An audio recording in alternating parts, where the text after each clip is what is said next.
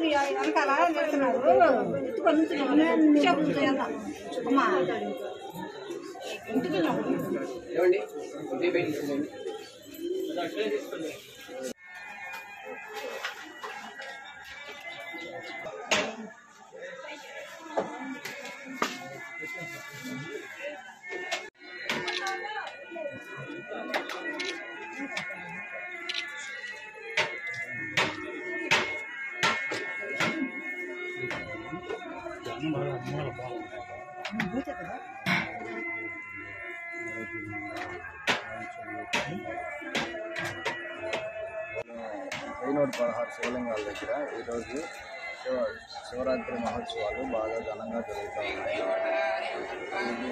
ఇక్కడ సంబంధించి భక్తులు బాగా విచ్చేసి అభిషేకం కుంకుమార్చన చేయించుకుంటూ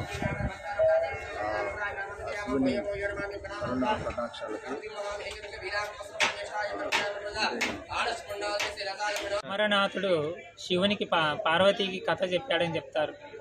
అక్కడ శివునికి మెడలో పుర్రెల హారం అంటే పార్వతి వచ్చి అడుగుతారు, ఏమిది అంటే పార్వతి ఒక్కొక్క జన్మ తీసుకుంటే ఎన్ని జన్మలు తీసుకుంటూ వచ్చినారో అవన్నిటినీ శంకరుని యొక్క మెడలో పుర్రెల హారంగా చూపించారు. అంటే పరమాత్మ వచ్చి మనందరికీ అమరులుగా కావడానికి కథ చెప్తున్నారు. దానికి అమరనాథ్ అని చెప్పారు ఆయనకి.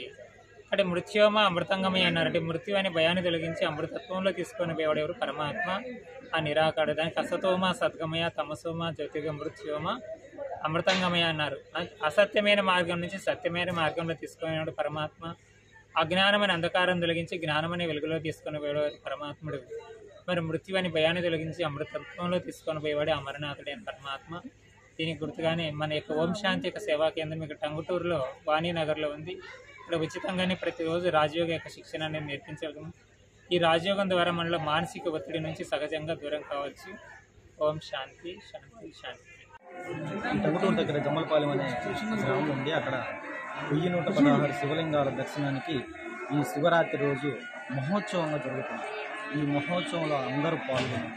ఈ శివలింగాలని 1116 శివలింగాలని తాకుతూ తమ యొక్క పాపాలన్నీ క్షమింపజేసి పుణ్య కార్యక్రమాలు చేయుటకు, మనసు మంచిదిగా ఉండటం కొరకు, తమ అనుకున్న పనులు సాధన కొరకు ఇక్కడికి వచ్చి ఈ శివలింగాల యొక్క శివదర్శనం చేసుకుని 1116 శివలింగాలను తాకి ఒక్కొక్క శివలింగానికి ఒక్కొక్క నామాన్ని జపిస్తూ ఈ ప్రజలందరూ భక్తులందరూ ఇక్కడికి వచ్చేసి ప్రతి సంవత్సరం కొన్ని వందల సంవత్సరాల నుంచి ఇక్కడ ప్రాశస్త్యం ఉన్నది. ఆ ప్రాశస్త్యాన్ని కాపాడుకుంటూ ఆలయ అభివృద్ధికై వెళ్ళవేళలా ప్రోత్సాహకరంగా భక్తులకు ఏ ఇబ్బంది కలగకుండా ఇక్కడ కార్యనిర్వాహకులు చేస్తూ ఉంటారు.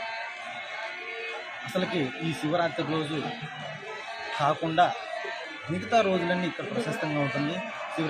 ముఖ్యంగా శివరాత్రి రోజు చాలా అద్భుతంగా కార్యక్రమాలు జరుపుతూ భక్తులకు ఏ ఇబ్బంది కలగకుండా ఈ యాజమాన్యం బాగా ముందుకొస్తూ ఆలయ అభివృద్ధికి తోడ్పాటు పడుతూ ఉంది. ఓం నమ శివాయ. శ్రీ గురుమాత అయినటువంటి పార్వతి వెంకటేశ్వరమ్మ గారు 1994లో శివప్రాయశ్చిత్తం వరదించుకుంటారు కాశీ వెళ్ళింది. అక్కడి నుంచి శివప్రాయశ్చిత్తం చేయించుకొని నేపాల్ వెళ్ళింది. నేపాల్లోని కాఠ్మండ్లో 524 శివలింగాలు గల వేదికను చూసి ఈ వేదికను చూసి తరించింది. మరిన్ని వీడియోస్ కోసం ఛానల్ ని సబ్స్క్రైబ్ చేయండి. లేటెస్ట్ అప్డేట్స్ కోసం వాట్సాప్ ఛానల్ ని ఫాలో చేయండి. అండ్ లింక్ డిస్క్రిప్షన్ లో ఉంది.